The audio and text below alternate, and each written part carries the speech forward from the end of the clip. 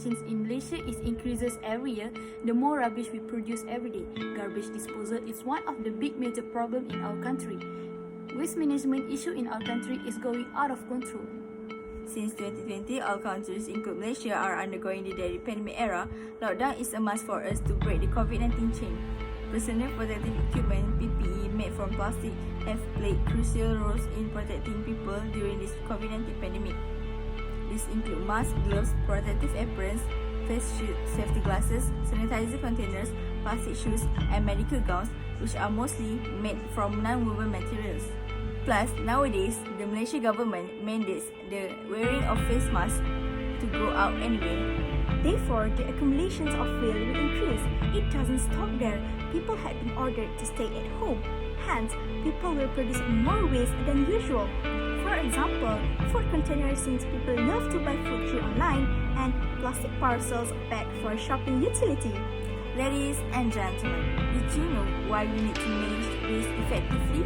Why do waste increase widely? Recently, Malaysia was hit by flood that affected many states in our country.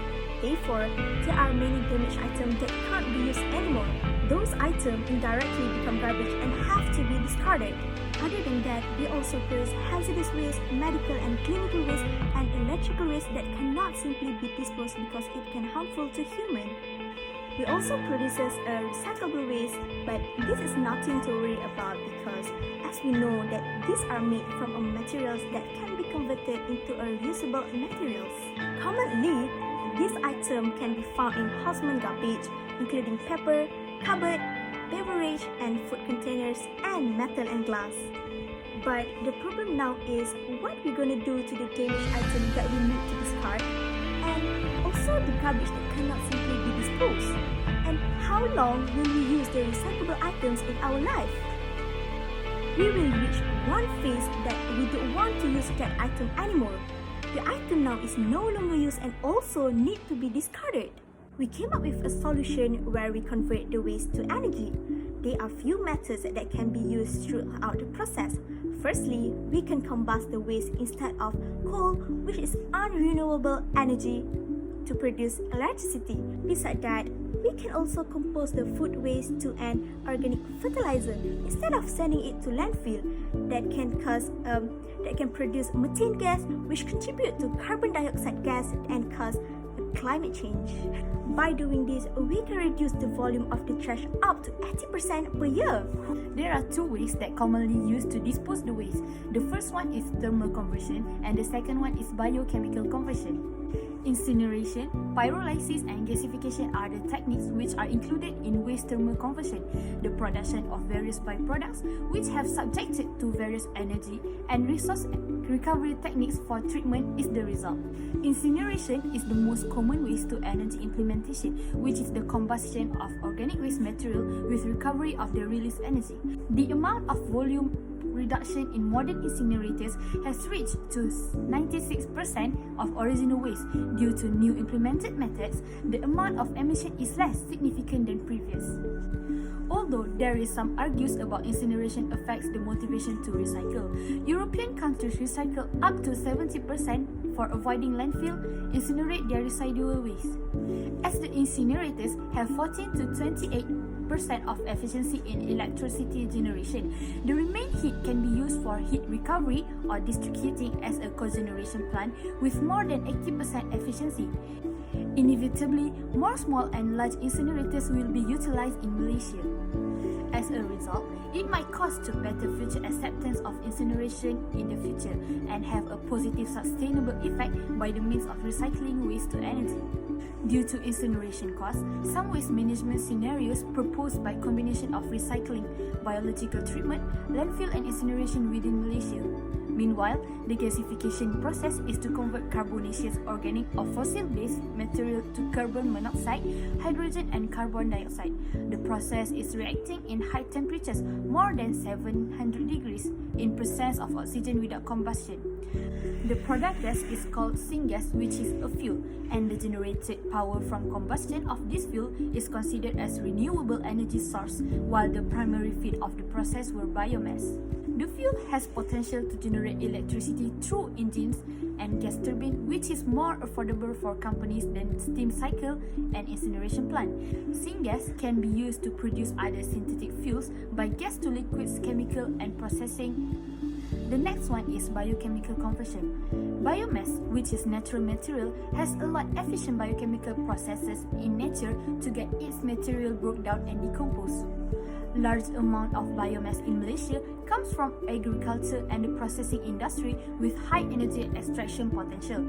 Some of these plantations are palm oil, rubber, cocoa, wood and paper, which are under supervision of Ministry of Primary Industry and Commodities of Malaysia.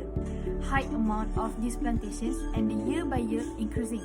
Statistics show the high potential of electricity generation from biomass residues. Malaysia Palm Oil Board has the supervision palm oil industry in Malaysia, which is the second producer of it after Indonesia. In 2009, 39% of world production was from Malaysia. This caused the country to produce a significantly large amount of palm oil related waste either in plantations and mills. Although palm oil waste as a biomass has a very good potential to be used as an energy source, most of the power plants implemented steam turbine, and just a few of them inside this industry use the waste to generate electricity. Among more than 500 millions in palm oil industry, only 10 of them are using their waste as a fuel to generate power. Malaysian wood industry also has the potential of energy extraction from biomass. There is only 5 cogeneration plants which are use wood waste and generate from 900 kilowatt to 10 million kilowatt of electricity. These plants are considerable, but there are not enough in compared to high amount and variety of wood production in Malaysia. In this proposal, we would like to include a list of waste materials. But before that, let me explain what is waste. Waste refers to the items that we discard because we don't need them. A lot of waste is in the form of trash or garbage. Then, what is the difference? Well, trash is solid waste such as paper, cardboards, and so on. Garbage, on the other hand, refers to waste that comes from your kitchen or bathroom. Waste comes from all kinds of sources, including individuals, homes, schools, offices, hospitals, and industries. It also comes in infinite sizes, from something small like a rusty razor blade to something large like the body of an old truck. All waste on the earth falls into 5 categories. The first category is liquid waste. Liquid waste includes dirty water, wash water, organic liquids, waste detergents, and sometimes rainwater. This waste is usually found in households, businesses, and industries. Depending on its source, liquid waste can be classified as either point or non-point source waste. Point source wastewater refers to all manufactured liquid waste. Natural liquid waste, on the other hand, is classified as non-point source waste. The next category is solid rubbish. Solid rubbish includes a large variety of items that may be found in households or commercial locations. To understand this type of waste better, let us break it down into 4 categories. The first one is plastic waste. It consists of bags, containers, jars, bottles, and anything that are made from plastics. The second one is paper waste. For an example, it includes newspaper, packaging materials, and cardboard. Third, tins and metals. This type of waste can be found in different forms throughout our home and business. The last one is ceramics and glass. This type of waste consists of broken ceramic cups and plates, glass bottles, and more. Then, organic waste. Organic waste is also common in almost all households. This waste consists of food waste, garden waste, and so on. While this waste is broken down by microorganisms over time, it still needs to be appropriately disposed of when generated. Lastly, hazard waste refers to any waste that is toxic, flammable, corrosive, or reactive. Such waste can be harmful to both you and environment. Examples of hazardous waste include toxic chemicals and electronic rubbish such as mobile phone, battery, and more.